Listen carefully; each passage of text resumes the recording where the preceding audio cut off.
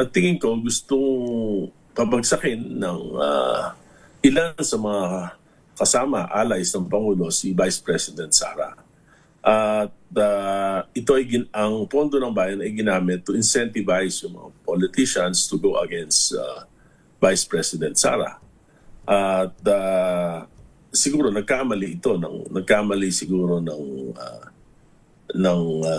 ika nga nakonsinte itong ganitong sistema.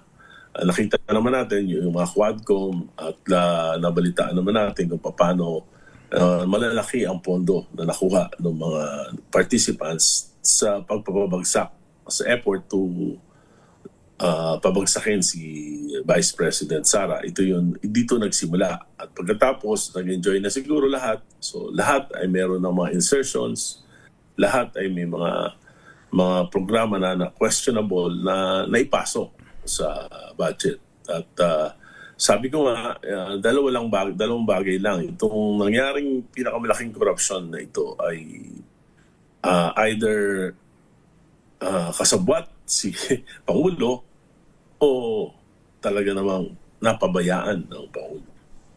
Bago tayo mag-commercial break, Congressman, nakuha yung aking atensyon doon sa sinabi ninyo na ang malaking bahagi ng massive na katiwalian ay sapagkat in-incentivize yung pagpapabagsak kay BP Sara. Is this the first time na binanggit ho ninyo o nabanggit nyo na ito sa ibang fora, sa ibang mga meeting? Kasi first time kong narinig ang ganitong anggulo. Is this the minority opinion, Mr. Congressman?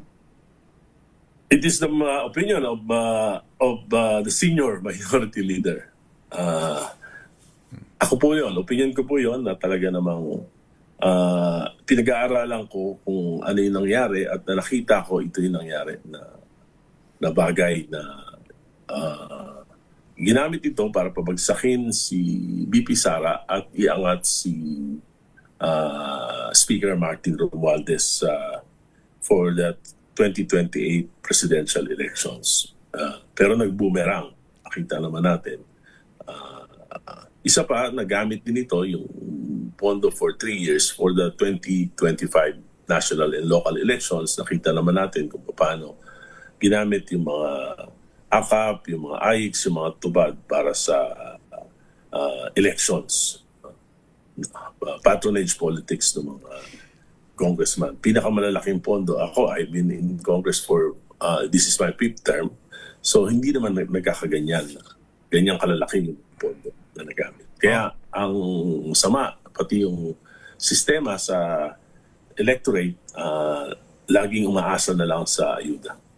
Alright, okay. Alright. So, ito bang opinion ho ninyo bilang senior minority leader, deputy leader sa Kamara? Is this being shared or shared by other minority members o mag-isa lang ho kayo sa opinion na ito? Naulitin ko, ang opinion ho ninyo, kaya naging massive ang katiwalaan sa gobyerno dahil in-incentivize ang pagpapabagsak sa pangalawang Pangulo. May consensus ba ang minority bloc sa ganitong opinion? O ito'y sariling opinion lang po ninyo, Mr. Congressman? Sarili ko lang po sapagkat alam nyo, iba-iba ang meron po kaming Makabayan Bloc na iba Parlep, meron kaming Akbayan, iba-iba talaga yung advocacies ng mga members of the minority. Meron lang kami mga ilang pinagkakaisahan. Alright, babalikan natin si Congressman Egay. Hindi ko po sinasabi na walang pagkakasala si Vice President Sara. Kaya lang po, sa halip na ito ay tugisi ng barangal, yung nangyari po ay talaga namang ginamit yung kapangyarihan at salapi ng bayan para siya tugisin.